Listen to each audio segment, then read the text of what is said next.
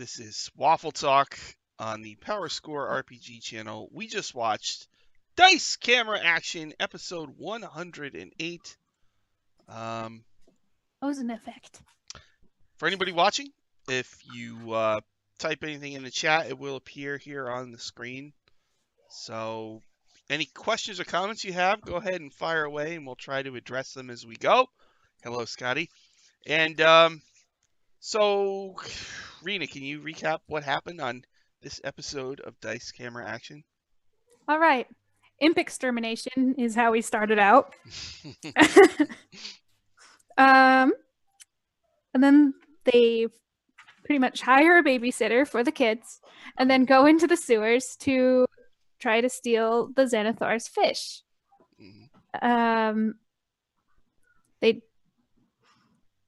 They disable one of the spectral eye things, and then, but not before the alarm goes off, and and the dwarf and a few goblins come rushing in. Strix casts, I think it was Strix casts darkness. Paulton and Diath both end up going through the darkness into that other hallway, and the Xanathar comes in and pretty much attacks Cozen for not bringing the whole Waffle crew, just Evelyn, because Strix had turned into a rat by that point, and and then Paulton and Diath find the fish in the other room. So that's the footnotes of the episode. Hi everybody. Hi Fartigan. Hi Jeroth. Hi Jeanette. It ended where Paulton is gonna have to okay, first of all, here's the thing. You know how on Acquisitions Inc. they spend some time planning? Yes. You know how I've heard some people tell me, I don't really watch Critical Role much, but they tell me that they plan a lot on that show. Yes. Right? And this group didn't plan at all, it seems like. Right? The DM's right there. What are they going to do? I mean, they went down there, and they kind of had a weird, from the whole episode today, was kind of this, first they couldn't decide what to do with the kids. Right? What did you guys think they should have done with the kids, actually? Taking them to the yawning portal actually wouldn't be a bad idea. Yeah. It's far away from their house, and Durnan is like an old adventurer. So yeah, probably has full of adventurers. Like as long as they don't go into the yawning portal part, they'll be fine. Give them 5 gold. It's like Chuck E. Cheese. You know? They have animatronics. Nice. of like Mert and Volo. Elminster. Yeah. Just to me, like, there's just a really small one of Boo on a mint. Aww. Yeah, like it's adorable. It was like, to me, as it's like it's like you put yourself in the player's shoes, and like if I was a player, what would I do? And like they were kind of like, we'll just leave the kids here. I was just like, are you crazy? You know what I mean? It's like, and then somebody even mentioned Warrington Munt. It's like, oh, thank you. Go get Warrington Munt. Wherever he's staying, they could stay with him, and he's got his guns and whatever. He could protect them with his musket or whatever, But they were gonna leave him. So then they found a neighbor who ended up being a druid, which was pretty cool. With a cool house, like a greenhouse on top and stuff. Yeah. Awesome. So there was like a split as far as the decision making goes. This is kind of an ongoing thing with them as far as like the way they make decisions, It's not, I don't know, there's no consensus, it seems like. So then they get down there and it's like, okay, you're down there and you're here to steal the fish. And it just didn't seem to, it didn't come together. It didn't really. Not really. No. They have communication issues. It is fun to watch them just kind of like steamroll in, right? Seat of the pants, crew. Yeah. Yeah. Scotty says apparently Matt Mercer's in the yawning portal. I don't know. Yeah. On D&D News before Dice Gamer Action, Greg Tito they linked to a tweet where you can see in the yawning portal at the back of Dragon Heist, there's a map of the yawning portal, and the Waffle crew are in there, and a bunch of NPCs too. I know Ziraj the Hunter and Amergo and like Gnarl, Zabrindis, all those guys are in there. Really? Yeah, it's by Jason Thompson. Yeah. Oh, it's one of those. I love that guy. I know, I love it. That's awesome. Yeah. Oh, I got to see that. Where is that? Isn't it going to be in Waterdeep Dragon Heist? I believe so. Yeah. Awesome. Yeah. Oh, cool. I'll definitely check that out. And then I think there's a puzzle of it too. Like you can. Oh, nice. Because I just remember seeing on Twitter I think it was like Caro, the Paulton enthusiast. She made the puzzle and was like, "It's Paulton." That's awesome. Off in the corner. Jeanette says they go to collect the kids only to find out that the kids may have gone into the dungeon below. They are adventurers, that's true, but I don't think they should be going down into Undermountain just yet. So no, not. Jeroth, can you seriously say any adventuring party would have done better? Well, I just mean, how do I put this? The style of the group is amusing. That's all. Because a lot of groups are very meticulous, and somebody takes over, right? And they lay out a plan, and they argue about the plan, right? But the Waffle crew just kind of goes in there and, like Kermit the Frog running around, And that's Strix specifically. I mean, they had all this information from Cozen about, they have security cameras. They got this and that and that and this. Mm-hmm. And then they just sort of walk up and like, we didn't think about how to get rid of this camera. Huh. We're just throw a dagger at it. Mm-hmm. And but they had dispel magic and they shut it off, so that was no big deal. It worked eventually. Yeah. But like they went down there and it's like, okay, so you got to steal this fish, right? So you got to get this Anethar out of that room. So distraction force is a good idea, right? I mean, Evelyn can distract him, and Paulton, invisible, can go in there and get the fish. But now it's like that was what they were going to do. It's like because Cozen had that whole. What was his job anyway? Like get everybody, bring them alive, except for one. And because if they need a little bit of motivation to come, just kill one of them. And Paulton not being there would have been the perfect cover. Mm-hmm. But it didn't happen that way. And then Cozen has the other mission that he has, which I believe is from Jarlaxle himself, where he has to go kill Gnarl Zabrindis, who I believe he's also in Rivals of Waterdeep.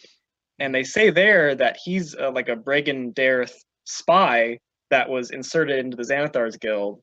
Oh. But he kind of stopped giving them reports. Oh. So... Double agent that stopped doubling? Yeah, basically. Didn't he say he was Jarlaxle's brother last week? Oh, I don't remember. I think so. Maybe. I mean, he could be lying, but he works for a criminal organization. Yeah, I was thinking like, okay, so there's a giant fish tank. There's probably some kind of magic protection around it, right? Probably. I don't know what it would be, but I feel like Paulton's going to have to dive in there, right? Yeah. Or if he has, like, would Mage Hand work on the goldfish? I guess it depends on how heavy it is. I think the limit is 20 pounds, and he said it was like a foot or a foot and a half, right? It's pretty... I was half going, just turn it invisible, make the Xanathar freak out for a little while. That could work. That's actually a really good idea. Yeah. Or he could just tip it over, or break it. Or break it, yeah. And just grab the fish. Okay. It's going to make noise, though. Yeah. But, I mean, if he's got these, like, translucent guardian tentacles watching the place, then it stands to reason there might be one of them in there or something in there, I feel like. Yeah. They talk about the shipwreck a lot in the bowl. I feel like maybe there's something really cool going on with that. Maybe. I Feel like a golem or something. It's really cool. No. I really like it's a really unique scenario. Steal a fish. They can hold the fish hostage. The best heist movie. Yeah. Dragon Heist, more like Fish Heist. Fish Heist, Ooh, yeah. Ooh, Dragon Heist. This sounds cool. And it's like steal the fish. Well, actually, if it's like a koi, then it is like a baby dragon heist. That's a good point. That's a good point. Just set it up a waterfall and it's a dragon now. It's fine. turns into a dragon, yeah. Wicked Ray Gun. Compared to the 2-hour planning episodes you sometimes see on Critical Role, I find the Waffle Crew is both more efficient and entertaining.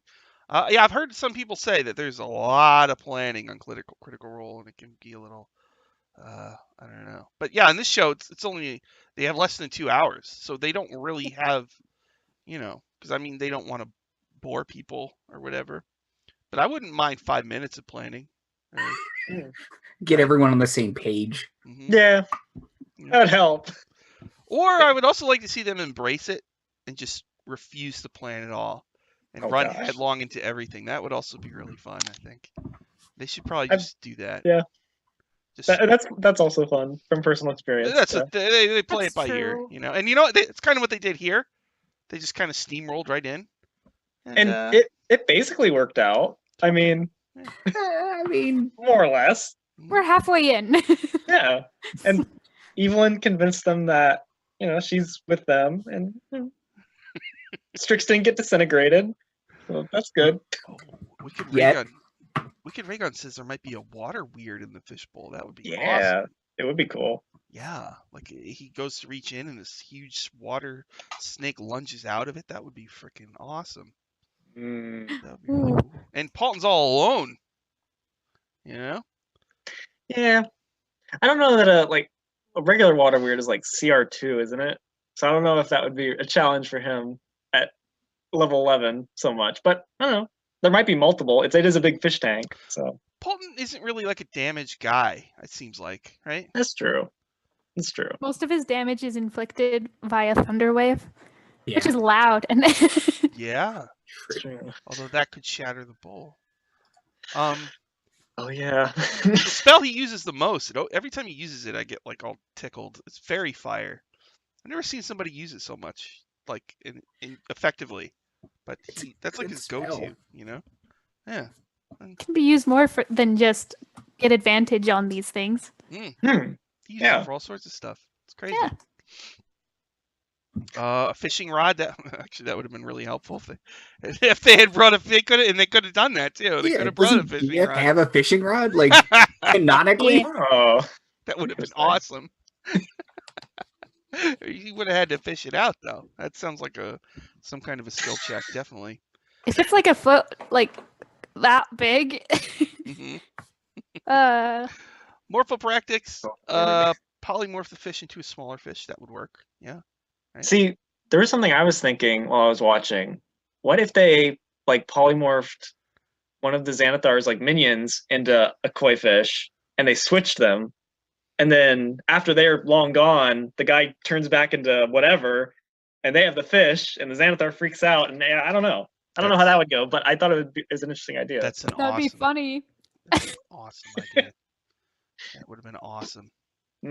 There's a lot of cool different ways you could handle. Oh yeah, totally. Yeah, suboptimal. Yeah, I guess they're they're what 11th level now. They're doing all right.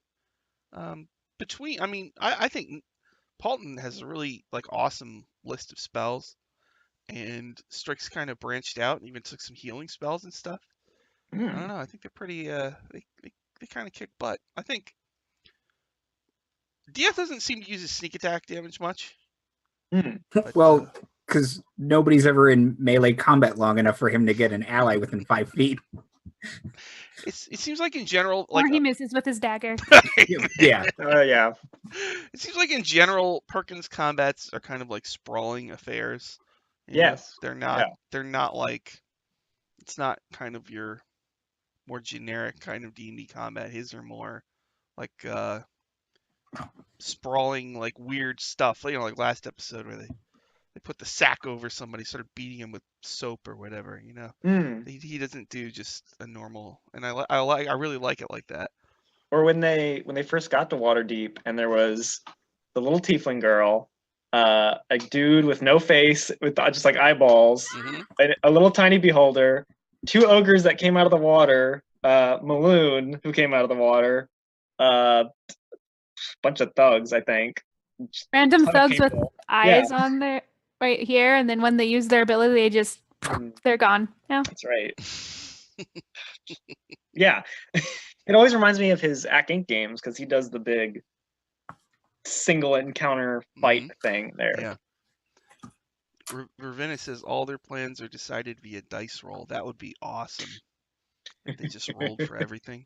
I would love to see. Imagine rolling a 1 on that. Yeah. They've rolled a 1 on a number.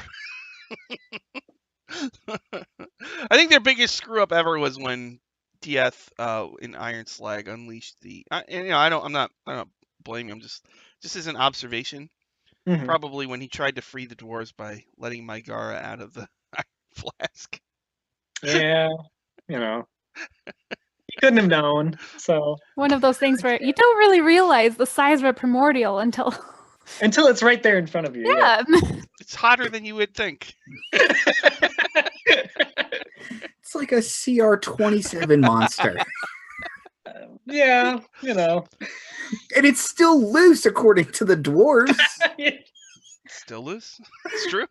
How many more mountains have blown up? Lord knows. I'm not sure what else he could have done in that spot though, because I think he tried to pick the locks, and there was a whole bunch of locks.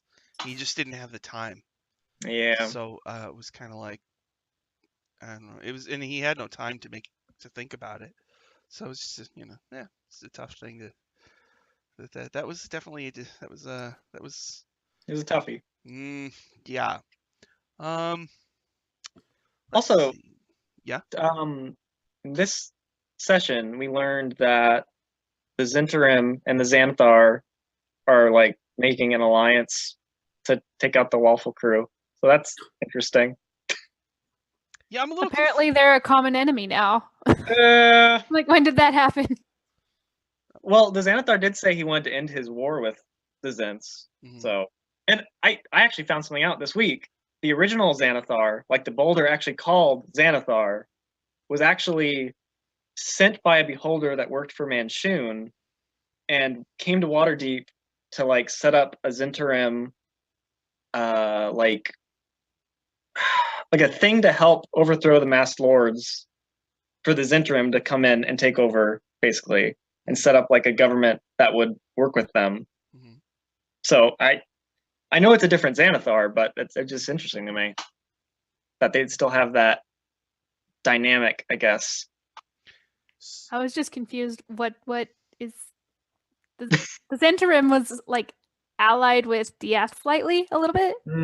So it's like, what happened there? I think part of it was they found out they didn't have the Ring of Winter.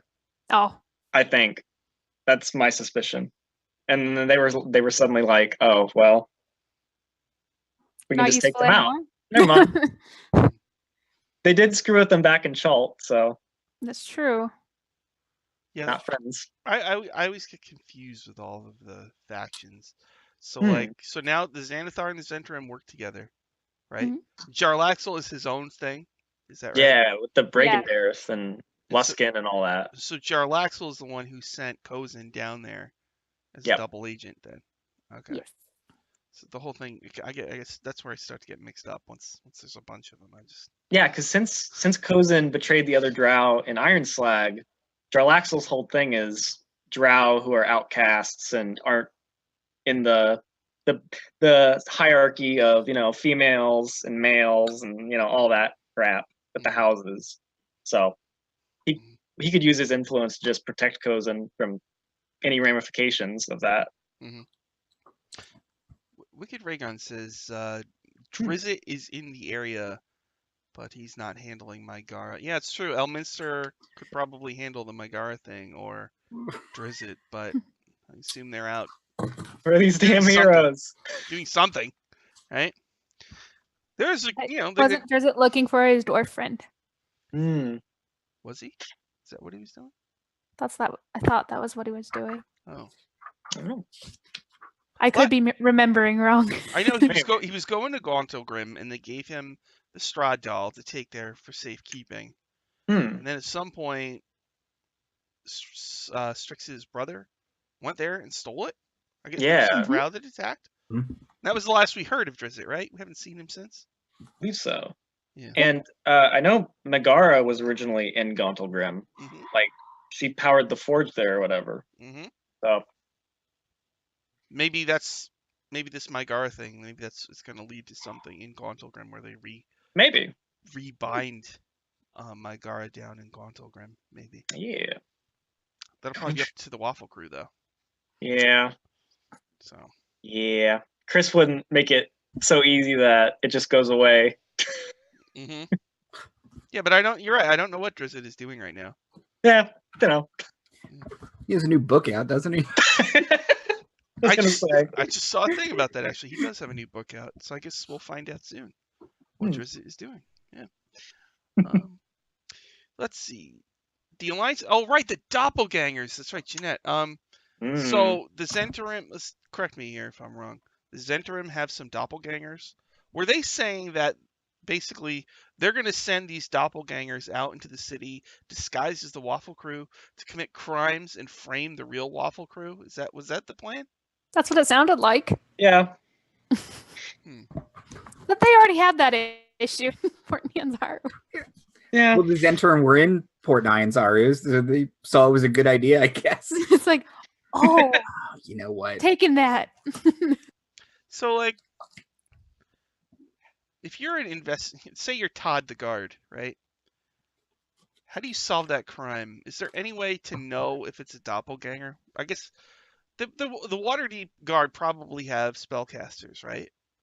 I know they work with Probably. the Blackstaff and the Order of Magus and Protectors. That's what they're called. Yeah, who work for the Lords of Waterdeep. So they might be able to help. But I'm trying to think if there's any spell that could, like... True Sight would help. Zone of Truth? Well, Well, I mean, say a doppelganger committed a crime, and so after the fact, is there any magic that would let you view the crime scene, like the past of the crime scene? Is there any kind of scrying spell that you could look back in time? I mean, if they killed somebody, you could do Speak with Dead. Right? I don't know. I can't think of any. But if it still looked like Dieth, the dead person is still going to describe Dieth. Yeah. Right. Yeah. But then there's also like there's detect thoughts. Could probably do something like figure out if they're lying or not. For that, I don't know how much detect thoughts goes for that. Isn't there that one spell, the divination spell, where you get 3 answers? It's like wheel, woe, or nothing. Yeah, there's augury. Yeah. So that might, because if you ask it, oh well, that's about asking about future things that you're going to do. Yeah. So I guess you could ask something like, if I arrest Dieth for this crime, will the killer be not loose anymore? Yeah, something along that lines, maybe. I don't know. I should look into that. What spells would like a magic cop in D&D have? I should look at that. Magic cop. I know a lot of Everon. You think I'd know, but I don't. Right. Yeah. Light. Yeah. Whole person. Whole person. Oh yeah. Locate creature. Yeah. Object and locate creature. Yeah, totally. Yeah, locate creature. Man, you can find your suspects in no time. Be awesome. I know the Harmonium have the dimensional shackles and the man catchers and stuff too, so people can't teleport away from them. Yeah. Very useful. Yeah, that's like, to me, like when I think about that as a DM, doppelgangers framing the heroes for a crime. That seems kind of cruel. Because like what? Yeah.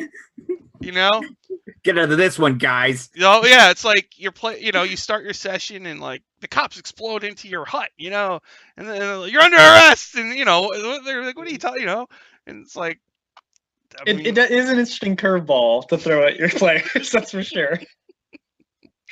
Because you really do have to ask, like, how the hell do we get out of this? Like, how do we prove we didn't, I don't know, mug Granny whatever's bakery, you know? And then it's like they're fugitives, I guess, if they get away, and they have to solve the crime. I guess that would work. They would have to go to the crime scene and backtrack, I guess. I don't know. Yeah, something like that. That could work, I guess.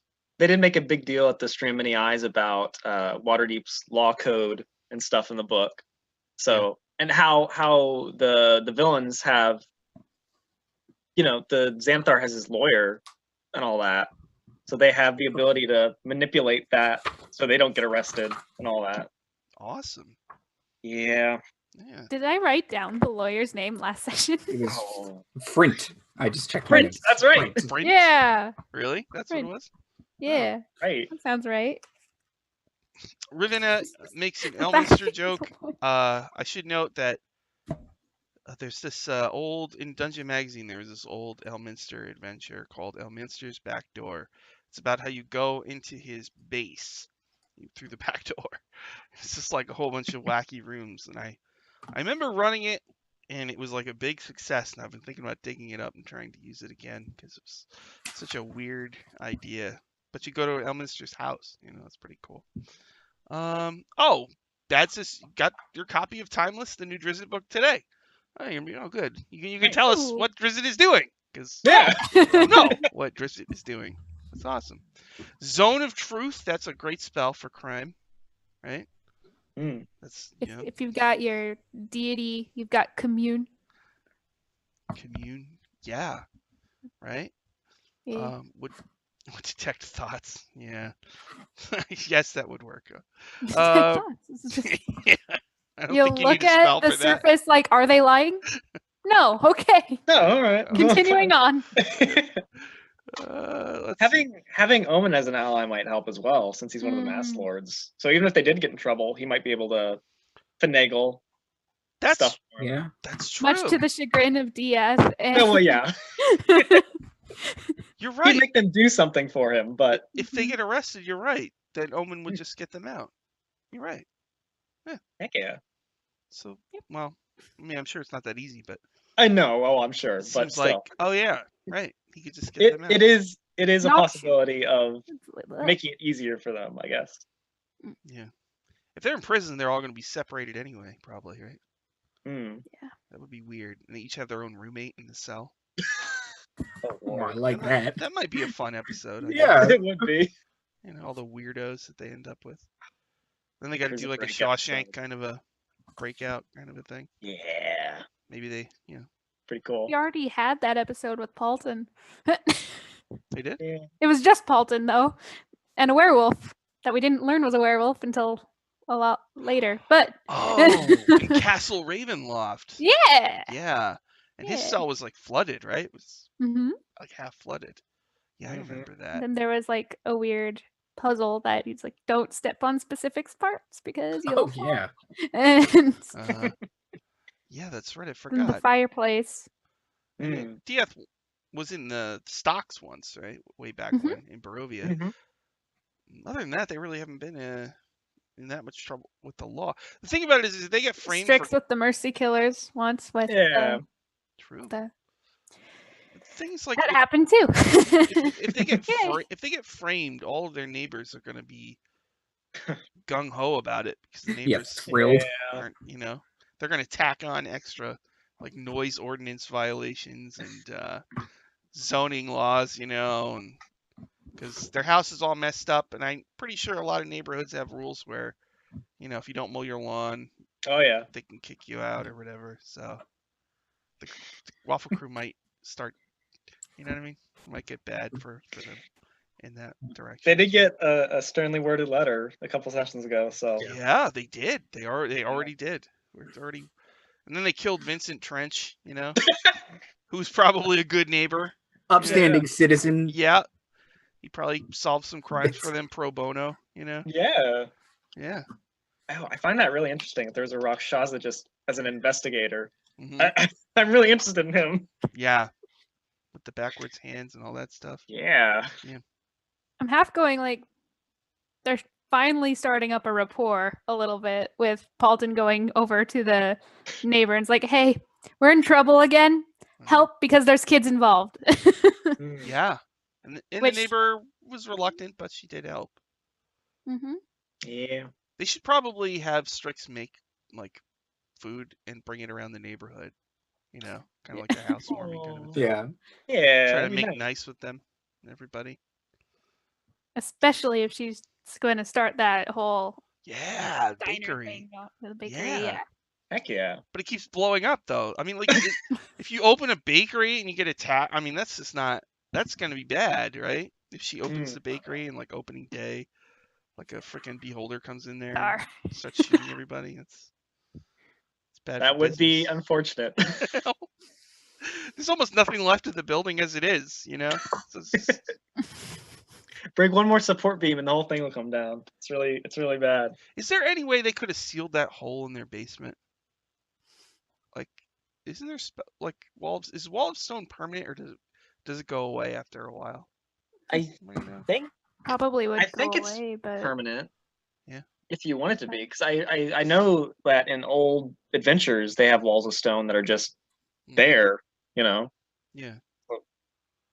Yeah. But you could disintegrate through it, which is what they did. The freaking zombie beholders. Even a wall of force, you could blow up with a disintegrate. You're so right. I don't know what they could do. You're right. Yeah. Which is probably why they haven't gotten to it. It's like we still have the Xanathar and probably get rid of him first. Yeah, you're right.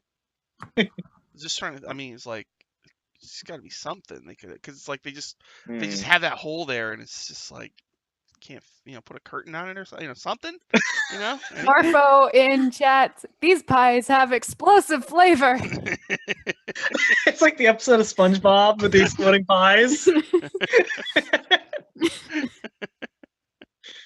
That makes a good point. And the fourth one will have a lot in common. Perkins keeps throwing things at them before they can resolve anything. That's true. Yeah. Every episode, they barely catch their breath, and then something else comes at them. That's true. Like the next day. Yeah. Or an hour later. Yeah. Although, to be fair, the imp thing with the book, they did kind of bring that on themselves by doing the detect evil and attacking Trench and stuff. Mm-hmm. Like, without even knowing, besides being a fiend, obviously. Mm-hmm. Like, what was up with him, Mm-hmm. So. Probably an NPC in Dragon Heist. Probably. Chris did pull out the book for the neighbor with the greenhouse and stuff, so. He did? Yeah. Oh. I'm guessing everyone was like, "Oh, he has the book now." Yeah. Cool. I love the book's cover art so much. So this Fala person might be right out of the book. Yeah, because you evidently do get a building from Volo, so I assume you have neighbors. Mm-hmm. So who knows? So one neighbor is a druid, and another neighbor is a Rakshasa private investigator. Yeah, it's pretty cool neighbors. That's weird. That's like party is ridiculous. That's like Planescape-y a little bit. It is, yeah. It's weird. Yeah, Perkins keeps throwing stuff at them before they can resolve anything. Let's see. Wall of Stone used to be permanent, but not anymore. Yeah, I just looked up the spell, and if you concentrate on it for 10 minutes, it can become permanent. Oh, awesome! It's one of those. Okay. Yeah. Mm-hmm. Very nice. And they could probably make it kind of thick, maybe. It'll take a while for them to get through it. Takes at least 3 disintegration rays. Couple I-beams, yeah. Yeah, like just fill it as much as you can with a wall of stone, and slap like an alarm spell on it or something. Something like that. And you could put and like a glyph of warding. A glyph of warding with like warding, yeah. The spirit guardians on it, so the giant chickens will appear as soon as they get through. That would be really cool. That would be awesome. The specific trigger is disintegration ray. Yep. So, oh yeah. So the imp, I was wondering, like that imp stole that book from them. Yeah. They basically just let it go. Yeah. Basically. Yep. I think Strix did kind of indicate that she was interested in having it, right? Yeah. But and it turned out that the 8 fiends that Evelyn had sensed were all just imps in rat and raven form. They beat them pretty quick, didn't they? Yeah. Some of them. The others ran away. Well, the others Yes. ran away. That's true, but yeah, Yeah. that counts as winning. We got like 2 ravens, a rat, 2 rats. They probably could have captured one and questioned it. They talk, right? Yeah. Yeah, they could have done that. And even if it pretended to only speak Infernal or whatever, Strix can speak Infernal. So Yeah. Yeah. it wouldn't be too much of an issue. And I think Evelyn has Zone of Truth.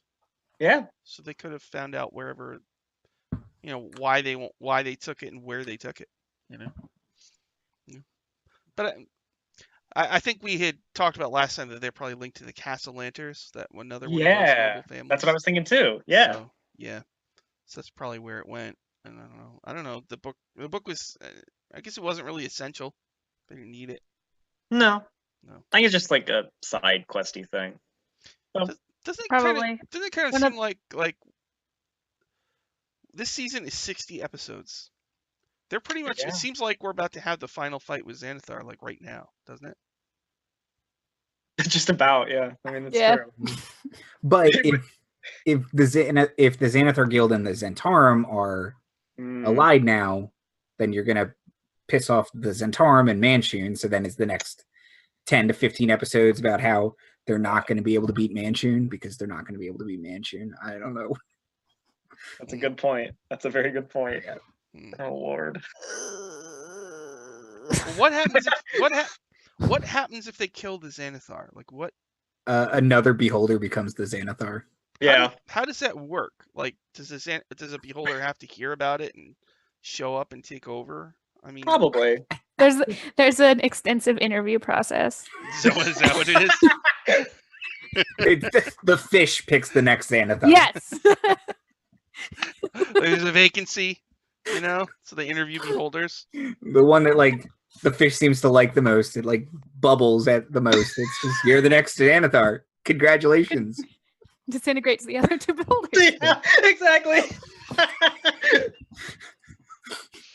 But why do I don't understand. Why do all the beholders like the fish so much? Is there a reason? Well, I think only this Xanathar has the fish obsession so far. I think that's I think each of the beholders has had their own little crazy thing that they do. The fish. I think Silgar is the current holder of the title's obsession. Mm-hmm. Since beholders are all crazy megalomaniacs. Mm-hmm. Yeah. So one of those things where I was half wondering, how did the other Xanathars die? Was it one of those? They dreamed up another beholder body. Yeah. Maybe one's dead now. It's like, oh well, right. okay. Right. Here we are again. That's cool. Maybe, yeah. Yeah. And because all the undead beholders that he keeps throwing at them are just old. They're just previous Xanathars, right? Mm-hmm. Yeah. Oh, awesome! Really? Keep a backstock. Yeah, Chris mentioned last time that Gnarl's room is next to the freezer where they keep all the bodies. Yeah. Really? Oh. That's awesome. Because Gnarl's just no one likes him. No, well, He's just over there. Wow. we keep next to the beholder fridge. Don't worry about it. That's really cool. Yeah, That's awesome. it's awesome. Yeah. It's an On a awesome road little says, detail. Dread Pirate Roberts. Yeah, exactly. Yeah. Exactly. Asmodeus isn't going to leave the Waffle crew alone. 8 imps. True. I'm still kind of fuzzy on the whole Strix Beestinger connection and how that actually works. Yeah. Yeah, but I think I think the Castellanter plot. Correct me if I'm wrong. They're like devil worshippers, and they're. It seems that way. Yeah. I think so. Yeah. Chris did mention at the Ack Inc. show this weekend that they're evidently, they're public faces that they're a money lending old noble family, but that they stash money for a secret society of devil worshipping nobility. Mm-hmm. So, whatever. Just normal weekend in Waterdeep. Yeah, basically. Similar to in Barovia. What was that town? The one where Ezek lives in, and there's all those different. With the the Lady Wachters? Wachter. Yeah. Yeah. She was a noble with a secret society of devil worshippers, too. True. It seems like a thing going around the multiverse. I know that you've brought up a couple times Mike Merle's talking about devils and nobility and stuff. Mm-hmm. So this is definitely a thing. Yeah. Yeah. Yeah, so I guess well, the book Dragon Heist comes out this Friday in game stores, I think. Heck So, yeah. guess we'll know in a few days. We'll know all about it. Yeah, we're gonna know all about it. Yeah. If they bring in Mordenkainen, they will be even with Manchun. Well, Mordenkainen's in canon. He's in Barovia. In DCA, he was last seen still in. Did he go? That's right. Did he leave with them? I don't remember. I don't think he left with them. I think there's like one of the Elminster books. They mention that Mordenkainen is like recovering in Elminster's place or something. I do believe. Oh, really? I may be wrong about that, but I think I read that somewhere. Really? I don't know. That was a while ago. If I'm wrong, somebody can yell at me. All I know is that Mordenkainen didn't leave with them the first time because he came back the second time in Barovia. And then they went back in time. So who even I don't know. The wedding? He was part of the attack on the wedding? Yep. Yeah. Yeah. Okay.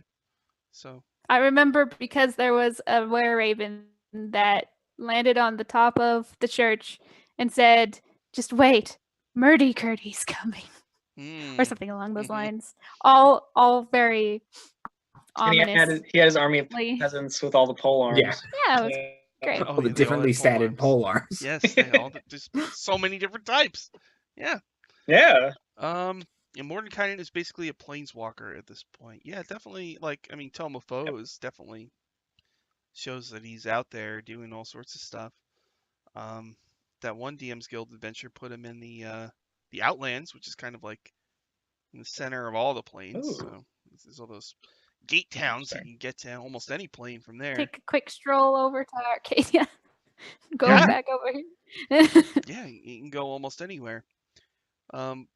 It is weird. People coming and going from Barovia. It's always a little weird. Yeah. That was always a joke, like in second edition, my group would have, because I would run these adventures, these Ravenloft adventures, and every single one has a way in and a way out, So it's kind of like whenever I would read flavor text, it'd be like, "You're here, and you're never getting it." They're all like, "Yeah, right," "We got out 3 times already, Sean." And I'm like, "Oh. What do you want, man? I'm just using the adventures that I like. What do you want from me?" So it is kind of a weird thing. But let's see. Sam Witwer comeback could be in store. That would be awesome. Got a new book to plug. He vacations. That's true. He vacations. Art book. Yeah, the art book. The art book. That's right. You know what? You're right. Sam is part of that. That's coming out probably around Christmas time, I think. Is that what it is? What's it called? Like the Art and Arcana of Dungeons and Dragons or something? I think that's right. Yeah. That's awesome. That'll be cool. It's a book full of old D&D art. That'd be awesome. And as the Waffle crew has learned, you never truly escape Barovia. That's true. Yeah. Is it it's still there, right? Barovia? Yeah. Mm-hmm. Yeah, it's weird. The whole time thing. Now there's 2 of them. And that's like, I don't even know if it's like the same one or 2 different ones. Yeah, exactly. What? You can take the Waffle crew out of Barovia, but you can't take the Barovia out of the Waffle crew. Yeah. To a degree, yeah. Strix is still super freaked out. She's seemed more freaked out than normal the last few shows, and on the Ack Inc. show, she's been very just panicky. Yeah. I mean, granted, some really crazy crap has happened recently, so I can understand it. So, I saw the Acquisitions Inc. show on Sunday, and I wanted to talk a little bit about that because Strix is on it. So I'm going to try to recap it, see if my brain... I just watched it today, so I should be able to remember. Basically, the Jarlaxle asked the Acquisitions Inc. group to go steal. I don't know why. I guess it's just something to do. I don't know. Jarlaxle wanted them to break in and steal from a vault that's linked, I guess, to the Castellanters, who are taking money from demon worshipping nobles. So, Omen agreed, and Viari made the mistake of trying to pick Jarlaxle's pocket and was stabbed and took freaking 60 poison damage and was down to like 1 hit point. And he remained at 1 hit point for the whole show because Omen refused to heal him, to teach him a lesson, I guess. So he's like barely alive the whole episode. And then it's like, okay, they got to go into this place and steal this. Trying to break into the vault, and so for whatever reason they ended up split up. Like Omen was going to get Strix, and she didn't want it. She doesn't, her and Jim don't get along. So while Omen was kind of selling her on the idea that her and Jim won't overlap at all in this scheme, the other two just go there. They just go to this place, and it's an apothecary. It's like a front. So Jim goes in there, and Viari's dressed like an old lady, and the disguise fails immediately. But the guy running the place loves Jim, so it ends up where they end up trying to talk to the lady that owns the building, and she's in a back room. And meanwhile, Viari tries to grab an antitoxin so he can heal himself. He climbs a shelf, which immediately topples over, and he is like this close to just being dead. But he's still got his 1 hit point. So, they go in the back, and there's this tiefling lady with 4 creatures that turn out to be succubi and incubi. And Omen and Strix walk in just at the worst time, and a fight breaks out. And these succubi and incubi, like, totally wasted the group. Like, it was brutal. Like, charm and the draining kisses, the combination was just like, I mean, it was like they're all gonna die, and somehow I'm not sure if I remember how, but Viari shrunk to 1 foot tall, and he got when he got the shelf knocked on him, a bunch of potions spilled, right. And I think Chris rolled on the random potion mixing chart. Mm-hmm. Yeah, and he shrunk, right? So he was reduced. Yeah. So he's running around naked for like the whole episode with 1 hit point, and he's 1 foot tall, and Sure. He got As you charmed. do. He got charmed by a succubus who Strix polymorphed into a chicken. So like Jim was charmed and making out with a chicken, and Viari was riding the other chicken as a mount. And at some point, poor Viari tried to open a potion bottle, and the cork shot out and hit him in the face and did 1 point of damage. But he used his uncanny dodge to cut it in half. So he had 0.5 hit points left, which I've never seen before. It was epic. Patrick Rothfuss magic, everybody. Yep. And at that point is when Patrick started talking Chris into letting him do all sorts of things, which is always amusing because the rest of the group gets so mad about it. And so somehow the lady cast banishment on Omen or something, and Omen went to hell. And there's a pit fiend. The pit fiend was filling out a contract or something. He wanted Omen to sign over Jim's soul. Apparently, Omen has that ability. Yeah, well, in the Tomb of Annihilation one, where they destroyed the Soulmonger, we found out when they blew up the Soulmonger, Jim's soul was in there. It came out, and it woke up in a clone of Jim on the airship with Bag of Nails, and Jim was really pissed.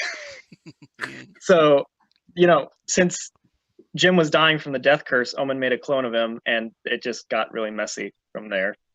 Evidently did something with the contract with devils. That's nice of him. So he's down there, and he's able to kind of sign over the clone soul instead of Jim's soul. And the clone appears down there and is obviously really upset. And Omen just like punches him in the face, and the poor guy gets sucked into this like hell mouth. And Omen just goes into an elevator on his way back to where he came from. It's like, okay.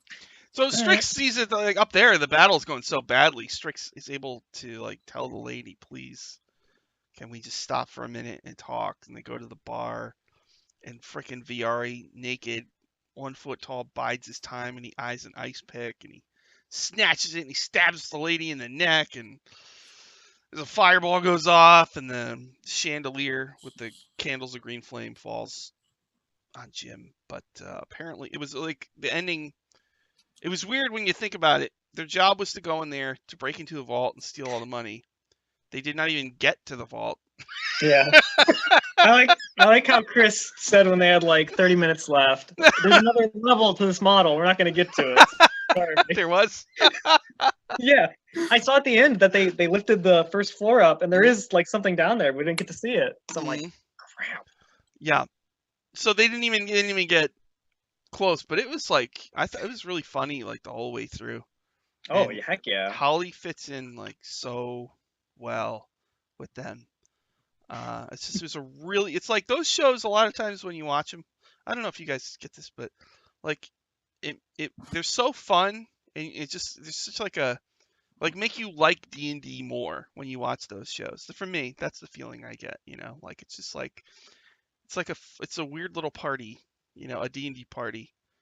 Heck And, yeah. and it's just 3 hours of like just laughing pretty much, which to me is what, that's D&D to me. Ain't no party like a D&D party. No, really, it's like it's really fun, and people, it's so funny. Like, it just always reminds me, like in life, especially like years ago. I know, I always would just tell people I play. I don't know, D&D's what I do, right? So I don't care. So people, I just tell people, and like when I worked in a toy store, and like a lot of the employees would come up to me and they would go, I would start telling them D&D stories, when it was slow. And there was always, almost every single time, the same thing happened. I would tell them some weird story, about like making out with a monster, something like really goofy that happens in D&D all the time. And they all go, "You can do that in D&D?" And then I go, "You can do anything in D&D." And then almost every person says, "I want to try that." So to me, like this show is like a really cool advertisement for D&D. Like people can check it out and see. Like you pay money to go watch it, and it's worth it. It's crazy, but and almost every Acquisitions Inc. show is awesome. There's very few that are like. Like I've said before, watching those is what got me to actually play. Really? Like I've had books forever, but I never played until I watched the live shows. Wow, that's awesome. Me with dice camera action. That's awesome. Dice camera action made you want to play D&D. That's so cool. It's radical. Yeah. It's like the show is so fun. And then at the very end, they had a guy propose to his girlfriend. They said they'd been coming to the show for 5 years. And so they let him walk up there, and it was crazy. It was like, and they got to keep Omen's cosplay mace. So cool. Yeah, that's right. He gave them his mace. So awesome. That's really cool. And he said he's an ordained minister and that he can actually marry them if they come to Seattle. It's crazy. Yeah. It's just like it's like a fun little thing, that we have going here, and it's just taking the ceremony spell to a whole new level. Yeah, definitely. Yeah, it's just like the show is just so freaking awesome, and it's just like getting to hear Chris do his Drow French accent is always a pleasure, and seeing him dressed up as Jarlaxle. Mm-hmm. Yes. Yeah. Yes. Yeah, and my favorite thing about it right now is just the Strix versus Jim kind of. Oh, the dynamic there is great. I love it. Yeah, it's really funny. There's one other thing I wanted to. Is there anything you guys want to say about it before I switch subjects? No. Okay. The other thing I want to talk about. I don't know how many people care about this, but okay. So I saw the Neverwinter MMO. Right? They're come out with a new expansion in a month or two. It's an Acquisitions Inc. expansion, and it's got the voices of I think Chris Perkins, Jerry, and Jim Darkmagic, and Walnut Dankgrass. So I'm like, I used to play this game years ago. So I'm like, all right, you know what? I'm going to start playing this game again so I can play through the Acquisitions Inc. thing. So I started playing it, right? So there's been all these expansions since I last played, right? There's the Tomb of Annihilation. Like you can go to Port 9 Zaru. You can go into the Tomb of the Nine Gods. And I was like, oh, I'm doing that like right away. I can't wait to do that. I want to see that in video game form. And the thing that just came out is actually Barovia. You can go to Barovia and you can actually go through Castle Ravenloft. You can go through it. I'm like, oh my god, I got to do this, right? So I go in there, right? I'm level 70, which is the highest. Wow. Then you have gear and you have a gear score, like that whole thing. And I'm terrible at that stuff. So I go in there and I'm like, I'm going to Port 9 Zaru, right? So like I like land on the beach and I just start getting my butt kicked, because my gear isn't high enough. And like these 10 goblins just killed me over and over. But I finally beat him, and there's these giant crabs, and I barely beat him. I hobbled my way to Port 9 Zaru, and like it was just like, I got to get out of here. I can't survive here, So I got killed a bunch more times, but I got out of there. And so I had to backtrack because I had stopped around Elemental Evil. So I went to Storm King, which I really didn't want to go through. I just don't like winter in anything. I know it's weird, but like, I don't like in my game, whenever I run a game, I don't know if you noticed, but it's Neverwinter. And not Neverwinter the city. I mean, it's just Neverwinter. It just doesn't exist. Okay. You just ran Ring of Winter for us, Chris. I did. That's true. I did run the ring. But that's the threat. It's going to be winter if you don't do something about this ring, right? So like, so I'm like, oh god, I gotta go to Storm King's Thunder. So I go there, and there's a town where people are frozen, which was kind of cool. And then I went to the Sea of Moving Ice. Ooh. And it's really cool. Like the sky is like Aurora Borealis, and it's all these glacier islands, and you can sail on these kayak things between them. It's like, it looks really cool.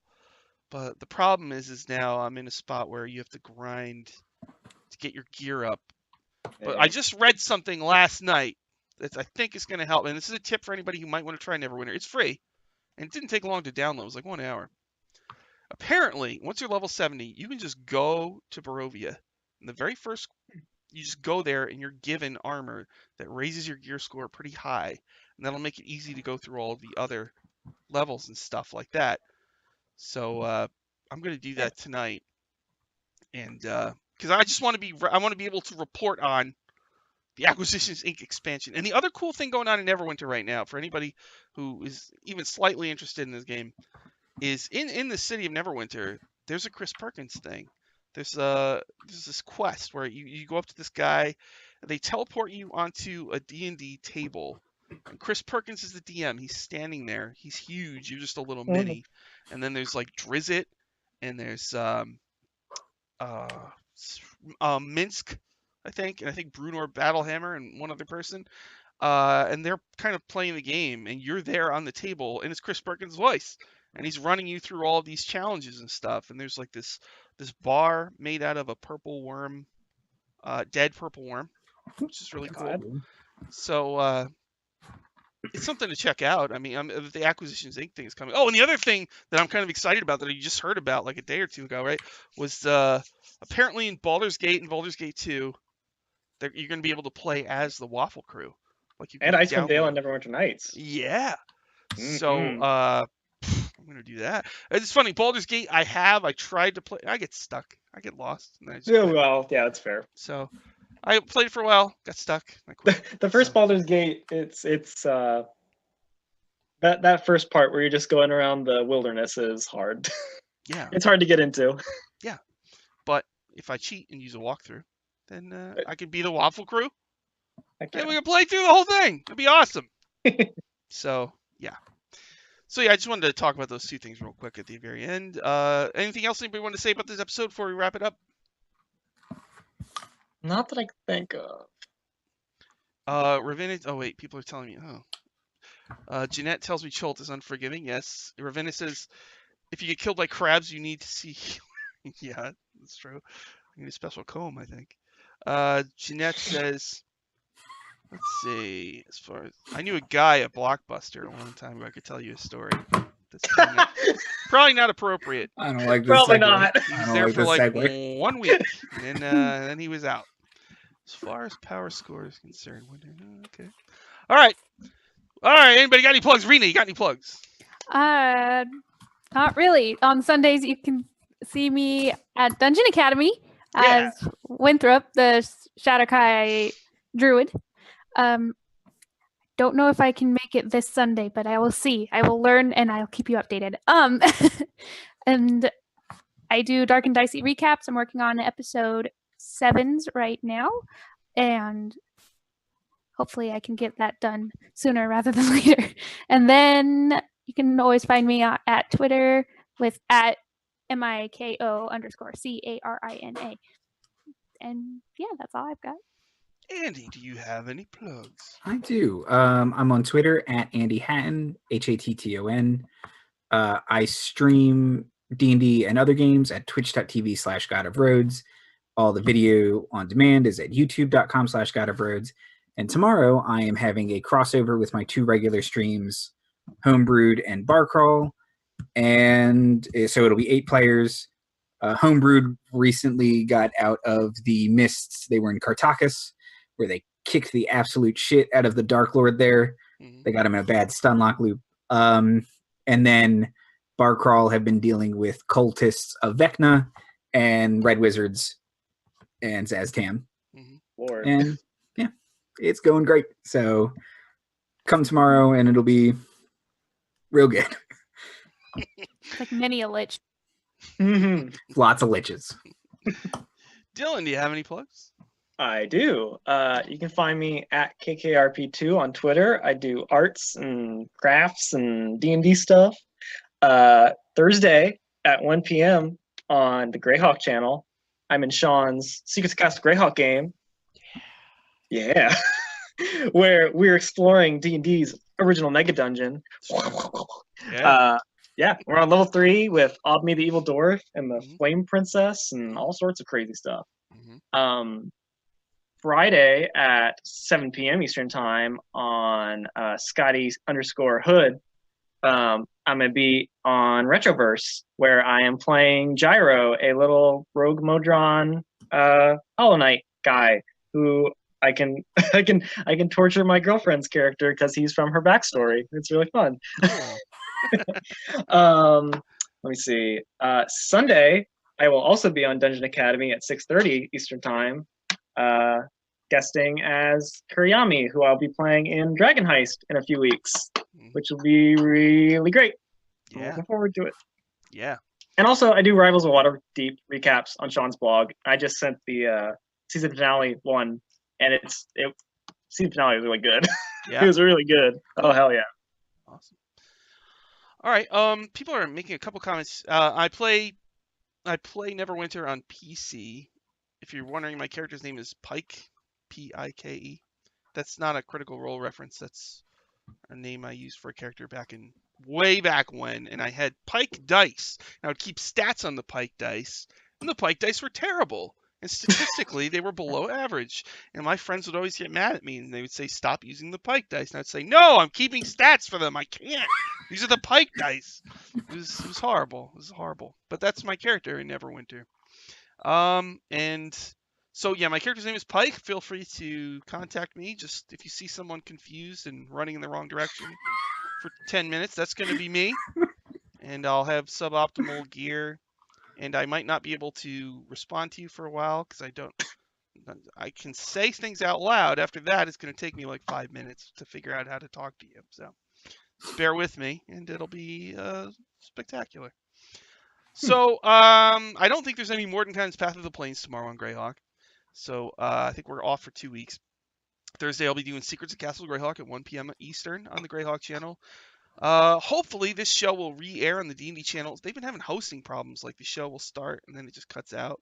It goes blip, blip, blip, blip. So hopefully that will resolve itself. And I'm not sure yet Saturday if we're going to start Hell's Rebels. I might wait a week. And that would give me this Saturday. I could actually switch to OBS and test it before I start the new thing. So maybe I'll just run some kind of test game if I can get some people together. So nice. Maybe Shadowrun or something. I also want to start using Sirenscape, where you make the sounds and stuff. So 'cause they have a Hell's Rebels soundtrack on it already. I mean, why wouldn't I use it? It's ridiculous. So yeah, thank you everybody for watching. We'll be back here next week, just like every time, talking about dice camera action and all sorts of other goofy stuff. Thank you everybody in the chat for posting. Much appreciated. It helps us out, yakking away on all things dice camera action. And yeah, so also Holly did just such a great job. I'm just really happy. You know what I mean? Mm-hmm. It's so fun to see our dice camera action people kind of, do these other things. Yeah. It's very cool. It's very awesome. It's fun when you're like, you watch the show from the beginning, and it's like it's really cool to see it kind of blossom into something bigger and better, and more people become interested. It's really fun. It's really cool. It's a really cool totally. thing. Shauna was actually at PAX West. Shauna should be back next week, and I'm gonna pick her brain, and we're gonna learn. Well, and I don't know if you people on Twitter watch, but Shauna was hanging out with a lot of really cool people. So she's probably going to have some good stories to tell. So I'm really looking forward to that. So thank you, everybody, for watching, and we'll see you again next week.